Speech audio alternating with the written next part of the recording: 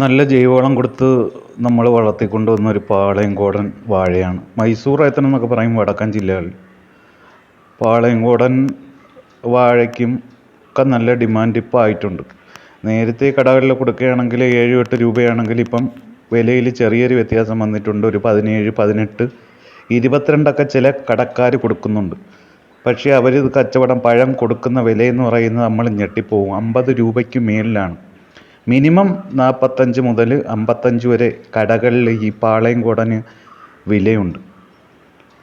പ്രത്യേകിച്ച് ഇങ്ങനെയുള്ള ചെറു പഴങ്ങളുടെ എല്ലാം വില കൂടാനുള്ള കാരണം എന്താണെന്ന് വെച്ചാൽ പന്നി ശല്യമാണ്. പണ്ടൊക്കെ നമ്മുടെ നാട്ടിൽ ധാരാളമായിട്ടുണ്ടായിരുന്ന ഞാലിപ്പൂവനും മൈസൂർ, പിന്നെ വെള്ളപ്പാളയംകോടൻ, ചാരപ്പൂവൻ, ഇതൊക്കെ പന്നികൾ വന്ന് മറിച്ചിട്ട് പല വീടുകളിൽ നിന്നും ഇത് അപ്രത്യക്ഷമായിരിക്കുകയാണ്. അതുകൊണ്ട് തന്നെ ഉള്ള കുലകൾക്ക് ഒരുവിധം മാന്യമായിട്ടുള്ള ഡിമാൻഡ് ഉണ്ട്. ഇവിടെ നമുക്ക് നല്ല ഒരു കുലയാണ് വീണിരിക്കുന്നത്.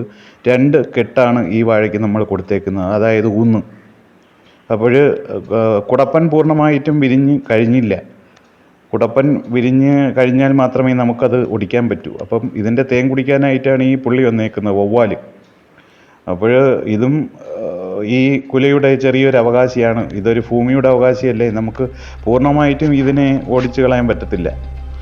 അത് കുറച്ച് നേരം ഇരുന്ന് തേന കുടിച്ചിട്ട് അത് അതിൻ്റെ ജോലി നോക്കി പൊക്കോളും. പക്ഷേ ഇതിനൊരു പ്രശ്നമുണ്ട്. നിപ്പ പരത്തുന്നൊക്കെ പറയും, പക്ഷേ നിപ്പ പരത്തുകയോ ഇല്ലയോ, എല്ലാ ജീവികളിലും ഈ വൈറസ് ഉണ്ടോ എന്നൊന്നും നമുക്കറിയത്തില്ല.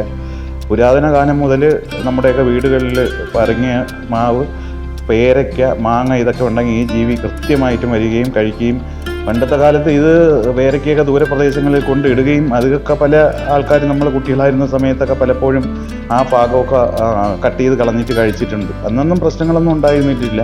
പുതിയ കാലഘട്ടത്തിൽ ഇതിലൊക്കെ വലിയ പ്രശ്നങ്ങളുണ്ടെന്നാണ് ശാസ്ത്രീയമായിട്ട് പറയുന്നത്. അപ്പോൾ ഇയാൾ വന്നിരിക്കുന്നതുകൊണ്ട് ചില ദോഷങ്ങളുമുണ്ട്.